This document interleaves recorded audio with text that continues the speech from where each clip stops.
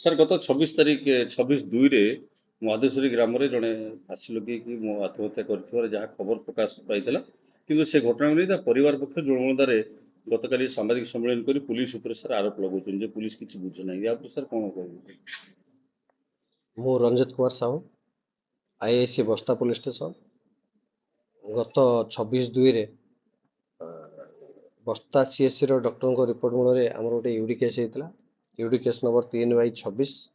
ସେଥିରେ ମିଲନ କୁମାର ସାମଲ ନାମକ ପିଲା, ସିଏ ତା ବଡ଼ ଭାଇର ଶ୍ୱଶୁର ଘରେ ଆସିକି ପ୍ରାୟ ମାସେ ପାଖାପାଖି ରହୁଥିଲା। ସିଏ ସେଇଠି ଥିବା ଅବସ୍ଥାରେ ବେକରେ ଫାଶୀ ଦେଇକି ଘର ଭିତର ପଟରୁ ବନ୍ଦ ଥାଇ ଭିତରେ ଫାଶୀ ଦେଇଥିଲା। ତାର ସେ ରିଲେଟିଭ୍ ଯାହା ଘରେ ରହୁଥିଲା ସେମାନେ ସାହି ପଡ଼ିଶାଙ୍କୁ ଡାକି କବାଟ ଭାଙ୍ଗିକି ତାକୁ ମେଡ଼ିକାଲ ଆଣିଥିଲେ, କିନ୍ତୁ ଡାକ୍ତର ତାକୁ ମୃତ ଘୋଷଣା କରିଥିଲା। ଏ ଉପରେ ବସ୍ତା ଥାନାରେ ୟୁଡି କେସ୍ ନମ୍ବର 3/26 ହେଇକି ଇନକ୍ୱେଷ୍ଟ ପୋଷ୍ଟମର୍ଟମ ହେଲା। ପୋଷ୍ଟମର୍ଟମ ପରେ ତାଙ୍କର ତା ନିଜ ଘର ଲୋକ ଜୁଣବଳ ଦ୍ୱାରା ସେମାନେ ବଡ଼ିକୁ ନେଇକି କ୍ରିମେସନ୍ କଲେ।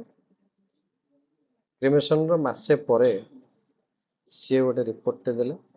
ତା ଆଧାରରେ ଆମର ବସ୍ତା ଥାନାରେ ଗୋଟେ କେସ୍ ହେଲା 184/26। ସେ କେସ୍ର ତଦନ୍ତ ମୁଁ କରୁଥିଲି।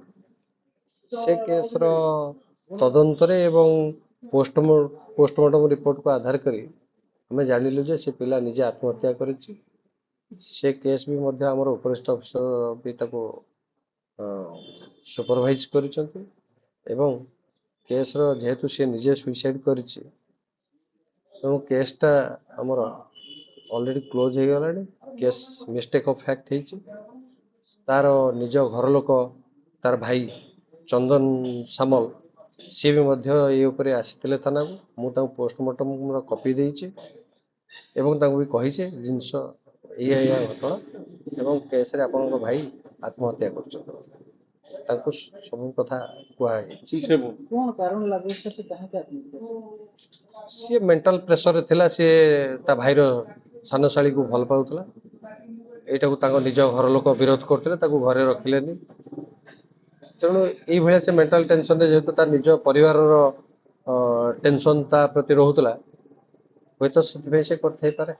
ସାର୍ ଏଇ ବଡିକୁ ତ ପୁଲିସ ଉପସ୍ଥିତିରେ ରେସ୍କ୍ୟୁ କରିବା କଥା, ପରିବାର ଲୋକ କାହିଁକି ନିଜେ ନେଇ ଆସିଲେ ହସ୍ପିଟାଲକୁ ପୁଲିସ ନ ଜଣେଇକି?